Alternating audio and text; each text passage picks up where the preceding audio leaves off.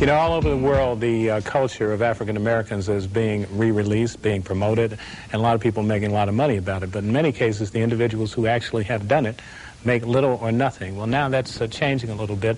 Right here in the city of Detroit, an individual that I, in fact, did an interview with a long time ago is joining us today, and that's Francisco Garcia. And Francisco Garcia is releasing some material that he did a long time ago and bringing people together, and we'll find out what's going to happen with that economically.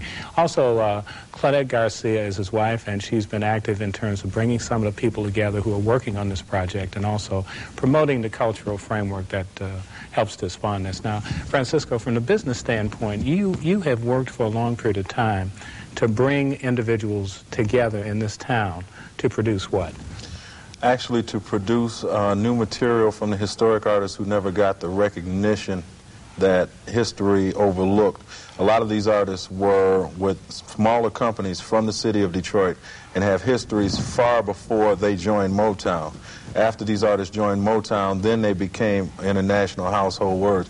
But the history concerning how the music went, the companies that were here, the labels that would press, nobody ever talks about it. So we call that the hidden part of the Motown story. Well, what were some of those labels and individuals? Who are the individuals that you're going to re-record? Okay, individuals we're re-recording are Melvin Davis, who was with Groovesville Records, as well as with Bell Records out of New York. Dennis Coffey, who was a musician here, produced a couple of singles on him. Steve Mancha. Steve Mancha wrote a lot of material that was later re-recorded on Johnny Taylor after Don Davis went to Stax Records with Al Bell. There's also people like Barbara Mercer, who was at Golden World Records. We have people like Diane Mathis from the Debonaires, Doc Stevenson from the Magic Tones, who worked with Mike Hanks, you know, on the D-Town label and the Willsville label. We have artists who had songs Don recorded that were never released, people like Gary Brown Monroe, who Don recorded a song on that was never released, but it was a prototype from a song that was done in the 60s. Well, looking at this, though, when you look at places like Japan and Britain, all over Europe and so forth, people are making major dollars in terms of this. I mean, this is a big industry. There are even whole catalogs, right? Right. And do you have the catalog, do you have the rights, the publishing rights for all of this? We have the publishing rights for several of the catalogs, and we're in the process now of bringing the information, the artists, the material together, and we're looking at marketing some of this stuff on our own as society within the next 3 months. Now, we do have 17 CDs that have been released all over the world through a company out of Toronto. And Don Davis authorized the deal, and he made me his official historian and the president of the historical division of Groovesville Records. So you're Don Davis's official historian? Right. So you're going to tell that story about all of these people that came through there? That's right. What is the response around the world to this influx, or shall I say this outflow of information that you're putting out there? Everybody around the world is tremendously excited about it, except those people here in Detroit. It seems to be that the people here in Detroit regard it as a passing fad, as something that's had its time, it's over, and they move on to whatever's current. But all around the rest of the world, these people, I have people who write me from all over the world who send me pictures and CDs, and I mean even pictures of myself when I was 10 and 12 years old performing that I haven't seen in, 25, 30, 40 years. So I mean, they care a great deal about the artistry, the music, and that is why we are putting a performing group together to tour Europe sometime this year. So how much money are we talking about? Now, you don't have to give me a dollar figure, but are we talking about the hundreds of thousands, the millions, or whatever? How much would we really be talking about when we talk about this kind of an industry?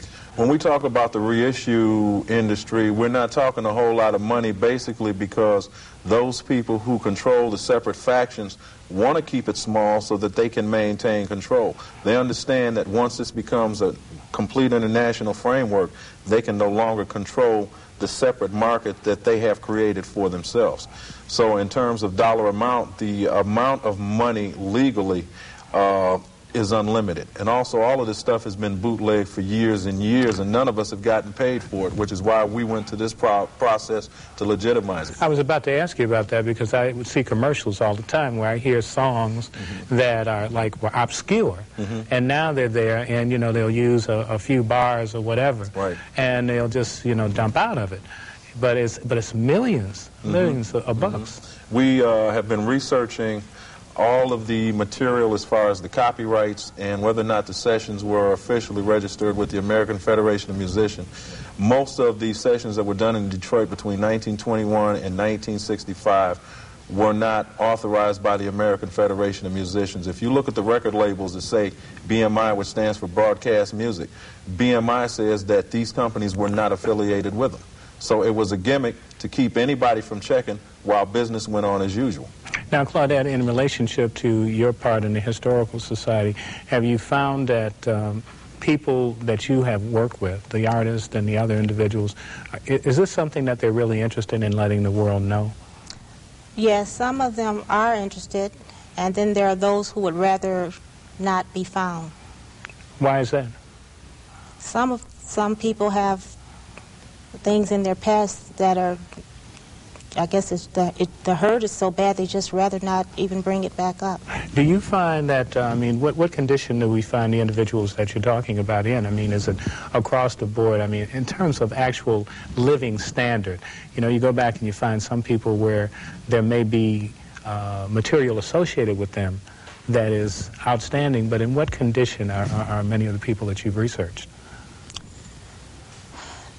The condition is, well, the good condition is not good, from what I can see. It's financially, it's not good. And the interest is just not there. And then for the other half, the interest is there, and they're gung-ho, and they're excited about it. Okay. And how many artists or how many companies have you researched? Oh, I wouldn't be able to answer that. But many? Yeah, quite a few. Quite a few. Now, Francisco, in relationship to looking down the road, is this the final project, or how many artists and individuals are you going to do? Right now, we're working with a core group of 15 historical artists. We have other historical artists who have been associated with us, but who are not within the core group. Everybody stands to gain from this once all of the research is done, the paperwork is done. And I've been communicated with by the president of Broadcast Music, Francis Preston, saying that they will work out a formula to try to get the artists paid from this material from the 60s. I just want to show one thing. This is your old piece that you did like about 25 years ago, and I remember seeing it and having it performed, so that's going to be reissued too? That's right. Okay. With a special dedication to Ron Scott, because you actually wrote this for us 20 years ago. Oh, well, okay. And I always wanted the opportunity to thank you on TV. Thank you very much. And Claudette, I wanted to thank you, too, for My People, because I understand it was in your old class that you were one of the students that wanted to do what? That created For My People? At that time, black awareness was coming alive and well, and we used our classroom, being educated, we used the education that we had in our classroom to try and get some of the negative things that we saw on television off the air. Like the Little Rascals here? Yes, we actually went around and had petition, and we collected enough signatures to remove them from the air. Okay, and thus now you see Project B.A.I.T. We'd like to thank one of the students that helped to bring this about on this edition of For My People. It's history in the making and currently. Thank you very much for being here.